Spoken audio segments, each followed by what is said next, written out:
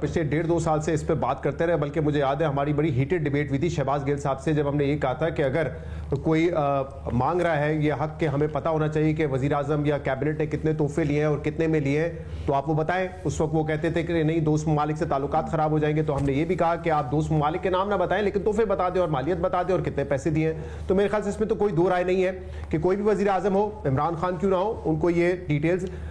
سامنے رکھنی چاہیے تھی اور انہوں نے اس میں بڑی تاخیر کی۔ اب جہاں تک یہ سوال ہے کہ پروسیکیوشن کے پاس ایویڈنس اس کا بہت اسٹرانگ ہے، دیکھیں اگر ایویڈنس اسٹرانگ ہے تو پھر اس طریقے سے کیس کو کیوں چلایا جا رہا ہے؟ کیوں جو ہے آپ جرا نہیں کرنے دے رہے؟ کیوں جو ہے آپ 342 کا بیان جو کہ ٹرائل میں obviously یہ ایک پروسیجر ہے جس کو فالو کرنا ضروری ہے، سپریم کورٹ ہائی کورٹس کی اس پہ ججمنٹس موجود ہیں، تو اس کو کیوں نہیں فالو کر رہے؟ کیا صرف یہ وجہ ہے کہ آپ نے یہ کنوکشن دینی ہے، یہ سزا دینی ہے الیکشن سے پہلے؟ تو اگر اس طریقے سے ہوگا تو میرے خیال سے جو سوال اس وقت اٹھائے جا رہے ہیں کہ جو ڈیو پروسیس ہے یا جو فیئر ٹرائل ہے اس کا حق ان کو نہیں دیا جا رہا، وہ بالکل درست ہے۔ کل والے کیس میں دیکھ لیجئے، ہم نے دیکھا 14 گھنٹے کی سماعت کر کے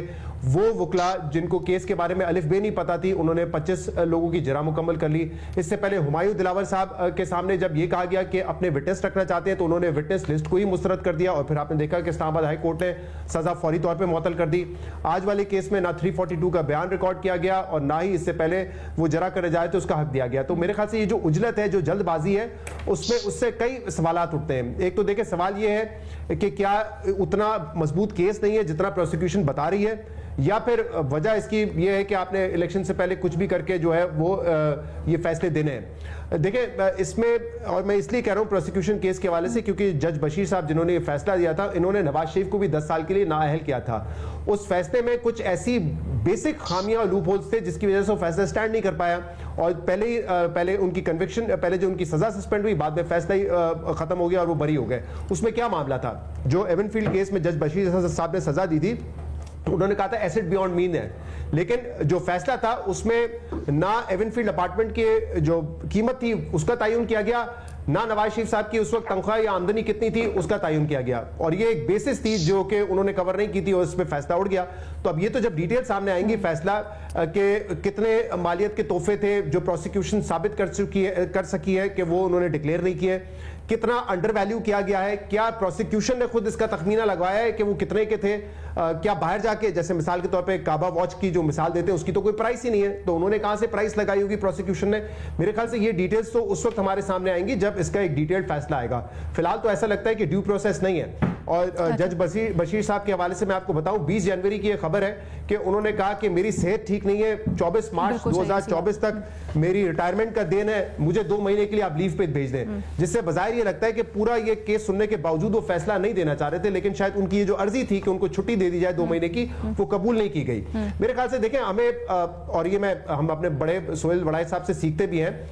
تو وہ اس چیز کو بڑا سمپل کر کے بتاتے ہیں۔ وہ یہ بتاتے ہیں کہ دیکھیں جس لیول پہ عمران خان صاحب اپنا بیانیہ اسٹیبلشمنٹ کے خلاف لے کے گئے، مقتدر کے خلاف لے کے گئے، پھر اوپر سے 9 مئی کیا، اس کے بعد ان کی اسپیس نہیں بنتی اس سیاسی ایرینا میں، خاص طور پہ الیکشن سے پہلے تو بالکل ان کی قبولیت نہیں ہے۔ تو میرے خیال سے اگر ہم چیزوں کو جو فیئر ٹرائل ہے اس کے اور ایویڈنس کے پرسپیکٹو سے ہٹ کے دیکھیں تو سیاسی وجہ تو یہی نظر آتی ہے کہ ان کو اس پوری گیم سے نہ صرف الیکشن سے بلکہ فی الحال جو پاکستان میں سیاست ہو رہی ہے اس سے باہر کرنے کا پلان ہے، اسی لیے لگتا ہے کہ یہ فیصلے عجلت میں کیے جا رہے ہیں۔ لیکن شہزاد کیا اس میں ایک کیٹلسٹ رہا عمران خان صاحب کا اپنا رویہ یا ان کی اپنی سیاسی اور آف کورس ان کی وکلا کی حکمت عملی، ان کو بے شک مشورے دیے گئے ہوں، اگر ہوتا تو مختلف چیزیں ہو سکتی تھیں بہت سی اور حکمت عملی بہتر کی جاتی تو آج شاید اس نہج تک نہ پہنچتے کہ ہم اس کے اوپر سوال اٹھاتے، یا معاملات بہتر طریقے سے ہو سکتے تھے کہ الیکشن سے بالکل 1 ہفتہ پہلے ڈیسیجن آنا۔